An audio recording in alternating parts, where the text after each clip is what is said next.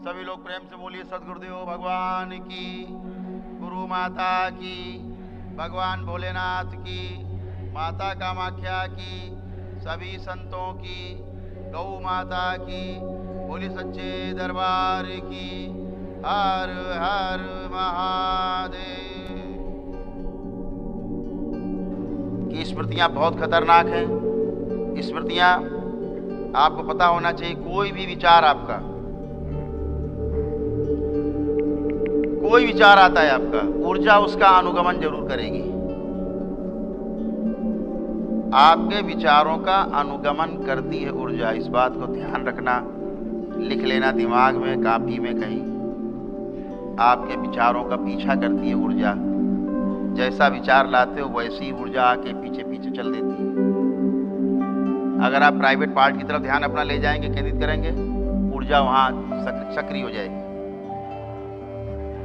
करके देख लीजिए, जहां आपको सबसे ज्यादा महसूस होता हो, दुख वाले कोई भाव हो, उसमें ले जाइए, आंखों से आंसू टपकने लगे, ऊर्जा बह निकलेगी। तो विचार अच्छे अच्छे लाइए, अच्छे विचार करिए, अच्छा सोचिए, अच्छा करिए, अच्छा हो जाएंगे, अच्छे बने रहेंगे। लेकिन आप गंदे विचार लाएंगे, गंदगी इकट्ठा करेंगे, तो उसके जिम्मेदार आप।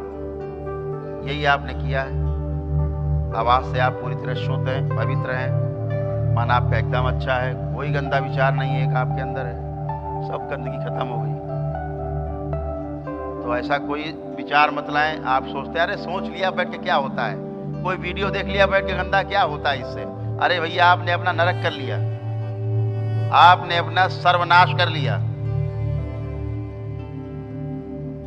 जैसे जैसे विचार आपके अंदर आ रहे हैं, वैसे वैसे ऊर्जा गमन कर रही पीछे पीछे, और आप गंदगी के सागर में, गंदे नाले में गोते लगा रहे हैं। आपको पता भी नहीं होता कितने गोते लगाए। और आपको एक बात बताऊं, जितनी गंदगी आपके अंदर रहती है, उसी प्रकार की गंदी ऊर्जा आपके अंदर आके धीरे धीरे स्टोर होती जाती है। फिर आप कहते हो खबीस है, तो फला है, ढिमाका है।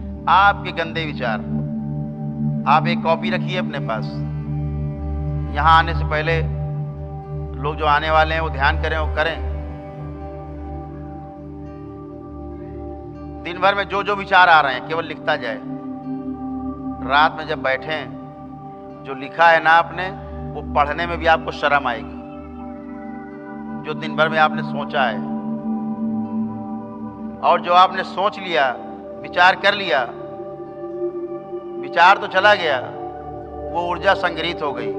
किस रूप में प्राण संग्रहित हो गए?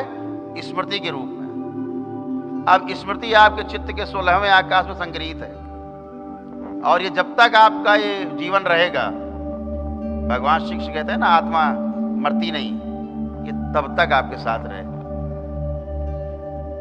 विचार, ये केवल आपका दरबार है, करौली सरकार का दरबार है, जहां अरबों खरबों स्मृतियां आज तक की नष्ट हो गई आपकी, खत्म हो गई आपकी। लेकिन अगर दोबारा आप कोई करने लगे सर्कस, उसके जिम्मेदार आप। करिए सर्कस, इकट्ठा करिए। अभी तो आपके पास हाथ पैर सने थे टट्टी में, हमने तो नहला धुला के, इत्र लगा के आपको टनाटन कर दिया, नए कपड़े पहना के। अब फिर कूद जाइए गंदे नाले में, कूदिए, आपकी जिम्मेदारी, कूदो। तो इसलिए अच्छा सोचना है, अच्छा ही विचार करना है। इसीलिए योग में भी, योग साधना में भी, तंत्र साधना में भी, क्योंकि वैसी ही शक्ति इकट्ठे होने वाली है, ये ध्यान रखिएगा। जिस भाव से भर के आप साधना करने जा रहे हैं, उसी प्रकार की ऊर्जा आपके आसपास इकट्ठी होने वाली है, ध्यान रखिएगा। अगर आपने ये सोच के किया कि धन आए तो धन ही आएगा, आप सोचें नष्ट हो जाए, वो नष्ट हो जाए, फलाने नष्ट हो जाए, तो नष्ट होने लगेंगे, भोग आपका बनने लगेगा, आप भी नष्ट हो गए। आपको कौन बचाएगा? भोग आप ही तय कर रहे। जैसी ऊर्जा, क्योंकि ऊर्जा तो शाश्वत है, ऊर्जा जो है ना वो निर्लेप है, उसका कोई दोष नहीं। दोष उसी का है जिसके हाथ में है। तलवार का कोई दोष नहीं। बचाने के लिए काम ले लो, किसी को बचाओ, या किसी को मार के लूट लो।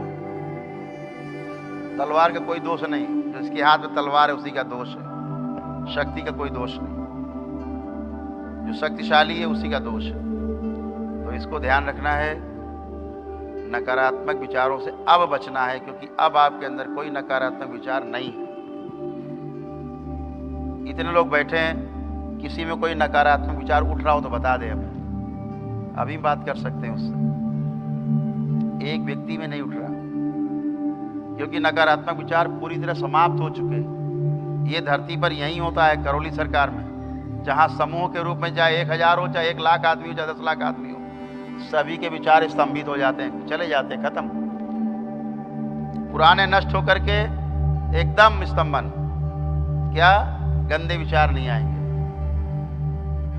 तो अब आप अच्छे ला सकते हो, क्योंकि गंदे नहीं आ रहे हैं, रोक दिए गए। लेकिन आप लाने की कोशिश करोगे तो बातें तो बहुत होती रहेंगी। आप रोज ही सुनते हो, रोज ही हम बोलते रहते हैं कुछ ना कुछ, जो मन में आता है बोलते हैं। आपके जो मन में आता है वो सुनते हैं, जो मन में नहीं आता आप नहीं सुनते, वो आपका अधिकार है। ठीक, तो लेकिन समझदारी पूर्वक जीने से आपको